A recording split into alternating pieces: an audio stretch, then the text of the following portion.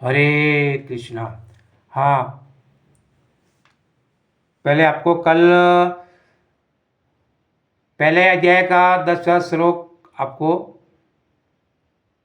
बताया था। वहाँ अपना दुर्योधन ये सब बता रहा था कि भीष्म पितामह मेरे ये तो भीम को मारेगा, ये करेगा, तो उसमें बताया गया है। तो अभी मैं आज से आपको 11वें श्लोक का चरण बता रहा हूँ, ध्यान से सुने। अयन्नेषु च सर्वेषु यथा भागममम स्थिता भीष्ममेवातनि वीरं चक्षु भवन्तं सर्वे सेवदीन्। अतः शैलवी में अपने अपने मोर्चों पर खड़े रहकर आप सभी भीष्म पिता को पूरी तरह सहायता दे सकते हैं। भीष्म पितामह के शौर्य की सृष्टा करने के बाद दुर्योधन ने सोचा कि कहीं इतनी योद्धा यह न समझ ले कि उनके कम महत्व दिया जा रहा है। इसके लिए अंततः दुर्योधन ने उसने अपने इस कूटनीति के ढंग से उसने संभालने में उद्देश्य में उपयुक्त समझे और उसने बलपूर्वक कहा कि भीष्मदेव निश्चय महत्वपूर्ण योद्धा हैं, किंतु अब वे युद्ध हो चुके हैं। अतः प्रत्येक सैनिक को चाहिए कि चारों ओर उसकी सुरक्षा का विशेष ध्यान रखे। लेकिन हो सकता है कि किसी एक दिशा में युद्ध करने में लग जाए और शत्रु इस समस्या का लाभ उठा ले। अतः ये आवश्यक है कि अन्य योद्धा मोर्चा पर अपनी अपनी स्थिति को ढंगी रहे और शत्रु को व्यूह से तोड़ने न दे। जो चक्रव्यूह बनाया था ना, उसमें बोला दुर्योधन ने बोला कि वो अपने अपने के बता दे, कोई चक्रव्यूह तोड़ के पीछे से कोई अंदर नहीं घुसे। तो उन्होंने ये बताया कि दुर्योधन को पूर्ण विश्वास था कि कुरुओं की विजय भीष्मदेव की उपस्थिति पर निर्भर है। उसने युद्ध में भीष्मदेव तथा द्रोणाचार्य को पूर्ण सहयोग की आशा की थी। दुर्योधन ने भीष्म पितामह और दुर्योधन के ऊपर ही भरोसा था कि ये दोनों हमको आशा है ये ही युद्ध जिताएगा। लेकिन क्योंकि अच्छी तरह से जानता था कि इन दोनों ही समय पे में नहीं जा सकता। अर्जुन की पत्नी द्रौपदी को स्वेच्छा से भरी सभा में नग्न किया जा रहा था और जब उसने न्याय की भीख मांगी थी, तब जानते हुए कि वो जब इन दोनों सेनापतियों के मन में पांडवों के लिए इतना स्नेह था, तो दुर्योधन को आशा थी कि वे इस स्नेह को इसी तरह त्याग देंगे कि जिस तरह उन्होंने ध्रुव क्रीड़ा के अवसर पर किया था।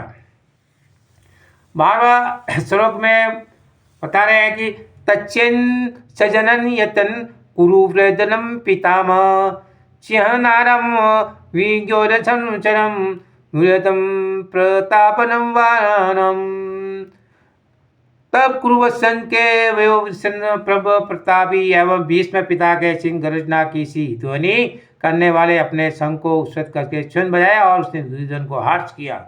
दुर्योधन को हर्ष करने के लिए उन्होंने पितामह ने अपना गर्जना की सिंह की गर्जना की से जो ध्वनि निकलती है उसके का प्रकार शंख को उसने बजाया और दुर्योधन को हर्ष करके बताया कि यह है कुरुवंश के युवराज पितामह अपने पुत्र दुर्योधन को मनोभाव जान गए और उसके प्रति अपनी संभावनीता दया से उन्होंने उसे प्रश्न करने के लिए अत्यंत स्वर में अपना संग बजाया, जो उनकी सिंह से समान स्थिति के रूप और प्रत्येक रूप से संघ के द्वारा प्रतीकात्मक ढंग से उन्होंने अपने हताश के पुत्र तन को बता दिया कि उन्हें विजय की आशा नहीं, क्योंकि दूसरे पक्ष में साक्षात भगवान श्री कृष्ण है।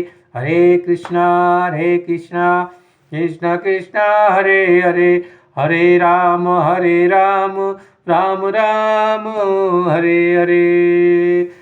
फिर भी यह युद्ध के मार्गदर्शन का करना उसका कर्तव्य समझा और इस संबंध में वे कोई कसर नहीं रखेंगे। 13वां अध्याय में कहते हैं तत्तदम्रम चराक्षण धैर्यसन पणवानम क गोमुखा सह्यवेचम्यवतना च शब्दतनम भवद। तत्पता संग नगाड़ा विगोर तुमी तथा सिंह जैसा एक साथ बज उठे और वह समवेत अत्यंत कोलापुर था। सब एक साथ में बजे तो इतना आवाज था कि वो सब एकदम कोलाहल मच गया था। 14 अध्याय में बोलते हैं कि ततरमन श्वेतद्र महतीन श्वेतेन्द्र शिरो माधवम पांडवचनम दिव्यो चोद्रम। दूसरी ओर से ये श्वेत घोड़ों का द्वारा सीखे जाने वाले विशाल रथ पर आसीन श्री कृष्ण तथा अर्जुन ने अपने अपने व्यंग शंख बजाए। ये अर्जुन पांडवाली की सेना ने भी अपना अपना शंख बजाना शुरू कर दिया है और उन्होंने कहा है कि हे भीष्मदेव द्वारा बजाए गए शंख की तुलना से श्री कृष्ण तथा अर्जुन के शंखों को दिव्य कहा गया है। दिव्य शंखों के नारंज व सुचित्रा और कि वे दूसरे पक्षों की तरह विजय की कोई आशा न थी। श्री कृष्ण पांडवों के पक्ष में थे और जैन तो पांडव से तो प्रश्न जनाधार जय सदा पांडव के पुत्र यशो की होती है, क्योंकि भगवान कृष्ण उनके साथ है और जहाँ जहाँ भगवान विद्यमान है वहीं लक्ष्मी भी रहती हैं, क्योंकि वे अपने पति के बिना नहीं रह सकती है। अतः जैसा कि कृष्ण का भगवान का कृष्ण के संग में उद्भव है, अत्यंत सूचित हो रहा था कि विजय तरह श्री के बिना प्रतीक्षा कर रही थी। इसके अतिरिक्त विजय रथ में दोनों मित्र में आसीन थे। वह अर्जुन को अग्नि देवता द्वारा प्रदान था और इसी से वे सुनिश्चित हो रहा था कि तीनों लोगों को अपना कहीं भी आएगा वहाँ विजय निश्चित था। हरे कृष्ण। आज का श्लोक अध्याय समाप्त करता है। हरे कृष्ण।